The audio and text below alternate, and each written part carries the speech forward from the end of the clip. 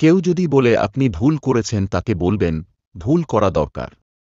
ভুল না করলে আমি বা আপনি কেউই বেঁচে থাকব না। বিজ্ঞানী স্টিফেন হকিং দীর্ঘদিন যাবৎ মোটর নিউরন ডিজিজের সাথে লড়াই করে ৭৬ বছর বয়সে মারা গেছেন, বিশ্বের সবচেয়ে সম্মানিত এবং সুপরিচিত বিজ্ঞানের একজন জনপ্রিয় দূত, এবং তিনি ছিলেন রসবোধ সম্পন্ন একজন মানুষ। তিনি সবসময় নিশ্চিত করতেন যেন তার কাজ সাধারণ মানুষেরা সহজে বুঝতে পারেন।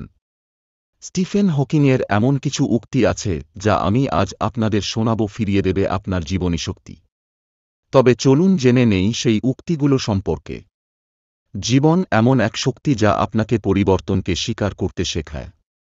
আমি এখনো বড় হইনি। আমি এখনো প্রশ্ন করতেই থাকি। মানুষ কথা বলেই সবথেকে বেশি সাফল্য লাভ করে। মানুষের ব্যর্থতার কারণও এই আলাপচারিতা। তবে কথাবার্তা চালিয়ে যাওয়া উচিত। গত ৪৯ বছর নিয়ে আমার মৃত্যু নিয়ে নানা জল্পনা চলছে। তাই আমি আর মরতে ভয় পাই না। তবে মৃত্যুর আগে আমাকে অনেক কাজ করতে হবে। যে সমস্ত মানুষেরা ভবিষ্যৎকে বিশ্বাস করেন তারাই রাস্তা পার করার সময় বারবার দুদিকে তাকান। মাটির দিকে তাকিও না, আকাশের দিকে তাকাও। কাজ করতে থাকো, কারণ কাজই জীবনে প্রাসঙ্গিক করে তোলে। আর যদি কপালে করে জীবনে ভালোবাসা পাও, কখনো তাকে ছুঁড়ে ফেল না। যারা বুদ্ধিমত্তা নিয়ে বড়াই করেন তারা আসলে হেরে গেছেন। রাগ মানুষের সবথেকে বড় শত্রু। সভ্যতাকে ধ্বংস করে দিতে পারে এই ক্রোধ। আপনার শারীরিক বাধা কখনো ভালো কাজে বাধা হতে পারে না। শারীরিক সীমাবদ্ধতার জন্য কখনো অনুতাপ করবেন না।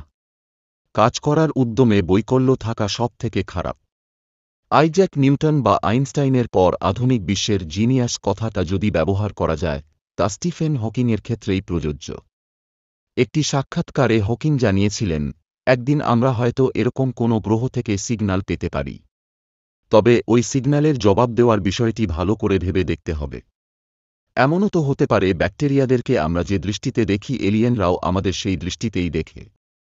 শুধু তাই নয়, তিনি সাবধান করে বলেছিলেন, ৩০ বছরের মধ্যে পৃথিবী ছাড়ার চেষ্টা করুন, না হলেই বিপদ।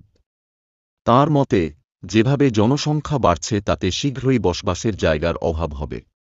ব্ল্যাক হোল, সুপারনোভা, সোলার রেডিয়েশনের প্রভাবে পৃথিবীতে মানুষের বসবাস অসম্ভব হয়ে উঠবে।